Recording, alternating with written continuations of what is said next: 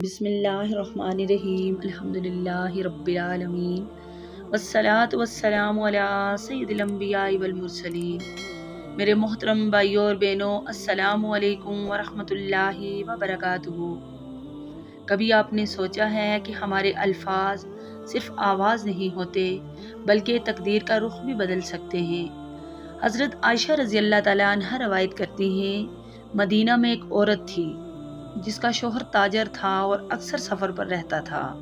جب بھی وہ سفر پر جاتا، وہ عورت ایک عجیب خواب دیکھا کرتی۔ وہ رسول اللہ صلی اللہ علیہ وآلہ وسلم کی خدمت میں حاضر ہوتی اور عرض کرتی، یا رسول اللہ صلی اللہ علیہ وآلہ وسلم، میں نے خواب میں دیکھا کہ میرے گھر کا ایک ستون ٹوٹ گیا ہے اور میں نے ایک کانا بچہ جنا ہے۔ رسول اللہ صلی اللہ علیہ وآلہ وسلم اس کے خواب کی تعبیر بڑے سکون اور محبت سے دیتے، فرماتے، یہ اچھا خواب ہے، تمہارا شوہر خیریت سے واپس آئے گا اور تمہیں نیک اولاد عطا ہوگی۔ اور واقعی ہر بار ایسا ہی ہوتا۔ وہی خواب 2 یا 3 مرتبہ آیا اور ہر بار نبی کریم صلی اللہ علیہ وآلہ وسلم نے اسے امید دی اور حقیقت بھی ویسی ہی نکلی۔ لیکن ایک دن معاملہ بدل گیا۔ وہ عورت پھر آئی، مگر اس وقت رسول اللہ صلی اللہ علیہ وآلہ وسلم موجود نہیں تھے۔ حضرت عائشہ رضی اللہ تعالیٰ عنہ فرماتی ہیں، میں نے اس سے پوچھا، تم کیا پوچھنا چاہتی ہو؟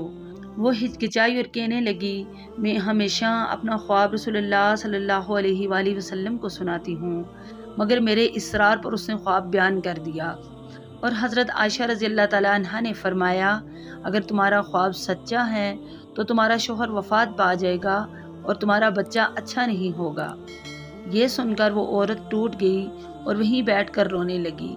اتنے میں رسول اللہ صلی اللہ علیہ وآلہ وسلم تشریف لے آئے۔ آپ صلی اللہ علیہ وآلہ وسلم نے فرمایا، اے عائشہ، اسے کیا ہوا ہے؟ جب سارا واقعہ میں نے انہیں بتایا تو آپ صلی اللہ علیہ وآلہ وسلم نے ایک ایسی بات ارشاد فرمائی جو قیامت تک کے لیے سبق ہے۔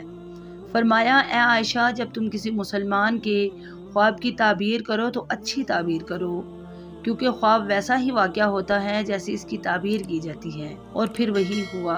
اس عورت کا شوہر وفات پا گیا اور اس کا بچہ بھی ویسا نہ نکلا جیسا پہلے ہوتا تھا۔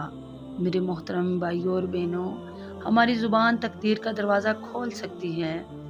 ہمارے الفاظ کسی کے لیے دعا بن سکتے ہیں یا بد دعا۔